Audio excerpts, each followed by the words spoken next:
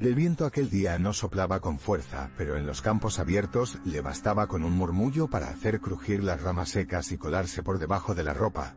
Recuerdo que me detuve junto al sendero, justo en la curva antes del cañaveral, intentando decidir si debía seguir adelante o dar media vuelta. El sol se estaba ocultando más deprisa de lo normal.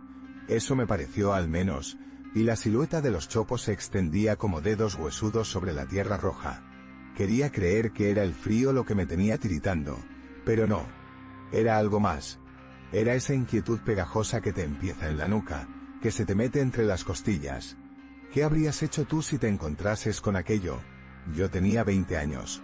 Trabajaba en una finca, ayudando con la cosecha, y ese día había salido antes porque Julián, el capataz, me pidió que le llevase una caja con herramientas a la casa vieja que había en el otro extremo del terreno. Desde que la familia vendió el cortijo principal, nadie vivía ya en esas tierras, salvo el casero del molino, que apenas salía de casa y tenía una voz tan áspera como un saco de piedras. «Te ahorras media hora si cruzas por la vereda del cañaveral», me dijo Julián. «Pero no te entretengas. A estas horas ya empieza a enfriar». Le di las gracias y me colgué la caja del hombro, convencido de que estaría de vuelta antes de que cayera la noche. Sin embargo, cuando alcancé aquel cruce del sendero, algo no me dejaba avanzar. Había silencio. No ese silencio amable del campo, no.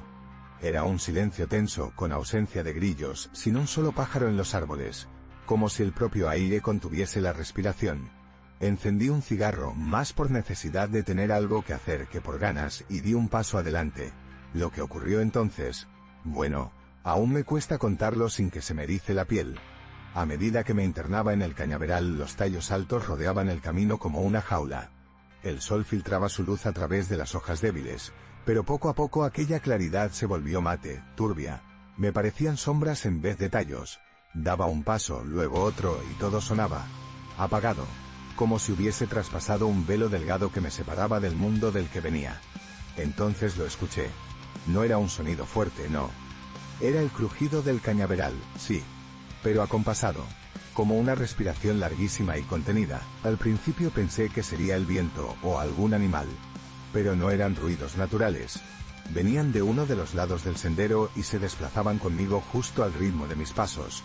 Caminé más rápido fingiendo ignorarlo, pero al tercer paso lo sentí claramente. Algo se movía entre las cañas a escasos metros y me seguía. Me detuve y el ruido también se detuvo. Dios santo, cómo recuerdo ese momento. Me temblaban las manos no por frío, sino por la certeza absoluta de que no estaba solo.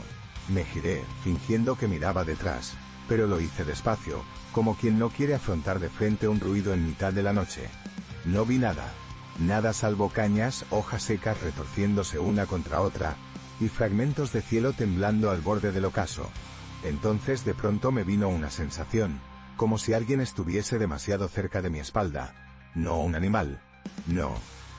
Era una presencia, algo estancado en el aire, y no comparado con nada que haya sentido antes o después.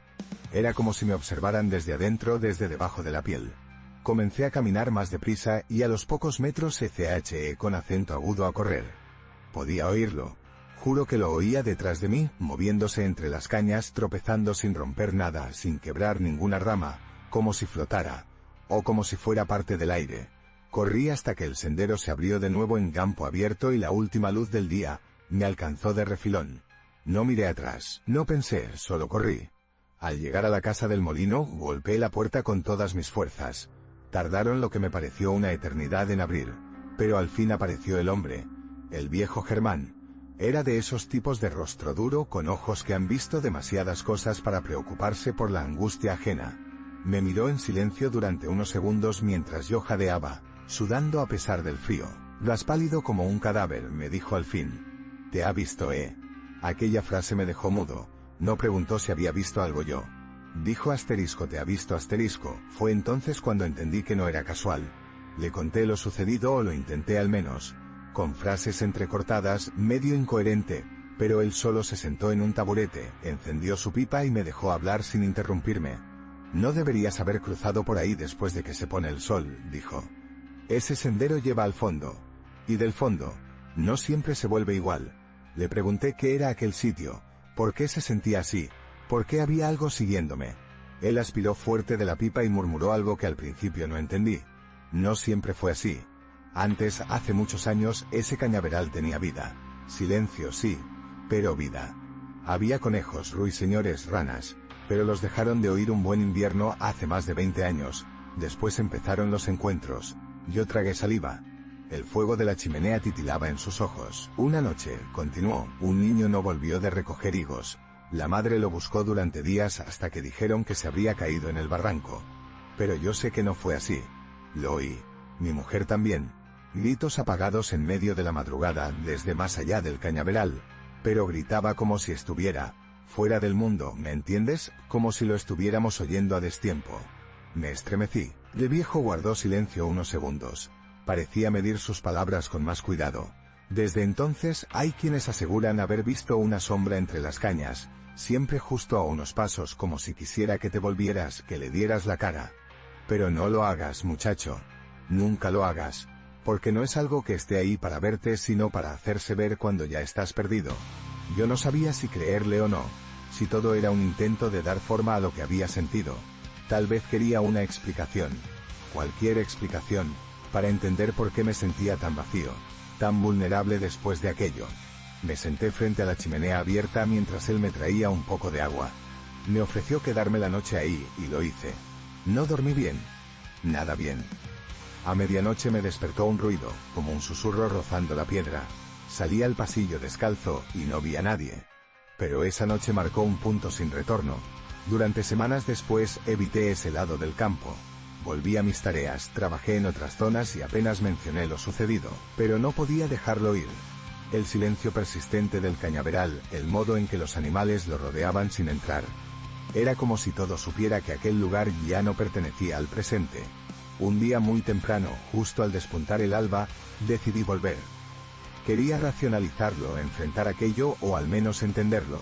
Pensé que a plena luz el lugar no tendría ya el mismo poder sobre mí. Estaba equivocado. El sendero seguía igual, pero al pisarlo me invadió una náusea vieja, como si el estómago recordara antes que mi mente lo que había sentido allí. Avancé despacio. Nada me seguía.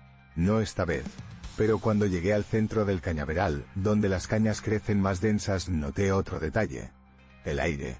Olía diferente. A humedad sin lluvia, a tierra podrida. Y entonces, entre las hojas, vi algo que no había visto la primera vez. Una cinta. Colgaba de un tallo bajo, enredada en una punta como si alguien la hubiese amarrado allí. Era roja oscura por el polvo y ondeaba con suavidad en mitad de ese túnel irreal. Me acerqué y la toqué. Estaba húmeda. Al lado, justo a 2 pasos, había otro detalle que me paralizó. Un zapato infantil, desgastado por el tiempo, cubierto de tierra. Sentí que el mundo se echaba hacia atrás, como si toda mi percepción se encogiera. No podía ser ese niño. Pero todo indicaba que sí. Salí de allí como quien corre desde una pesadilla, y esa fue la última vez que pisé ese sendero. Lo reportamos. Vinieron unos guardias, revisaron la zona. No encontraron nada. Ni la cinta ni el zapato, ni siquiera marcas distintas en el suelo. Me dijeron que quizás lo imaginé, o que sería basura arrastrada con el viento. Pero yo sé lo que vi. He pasado más de 40 años y aún pienso en ello cuando el sol se apaga antes de lo esperado. Cuando el viento cambia de dirección sin motivo o cuando los grillos callan de pronto. No volvió a pasarme nada igual. Pero desde aquella noche, he tenido sueños. Siempre caminando entre cañas, siempre con el sol enrojecido detrás y una sombra a mis espaldas respirando al ritmo de mis pasos. He llegado a pensar que lo que habita allí no está en un solo lugar, sino que se desliza entre momentos, que se alimenta del que duda, del que se detiene y escucha. Porque su poder está en la atención, en que tú le dediques unos segundos demasiados. Y por eso, cada vez que alguien nuevo llega al pueblo y pregunta por atajos o caminos ocultos, les cuento parte de esta historia. No toda. No como ahora, solo una advertencia sutil. Porque sé que quien quiera oír, oirá. ¿Y sabes qué es lo peor? Lo peor es que no sé si quedó allí atrapado, o si salió conmigo aquel día. Porque a veces, las cosas que te siguen no lo hacen para atraparte entonces, sino para recordarte que estuvieron, que te vieron y que volverán a hacerlo, cuando menos lo esperes.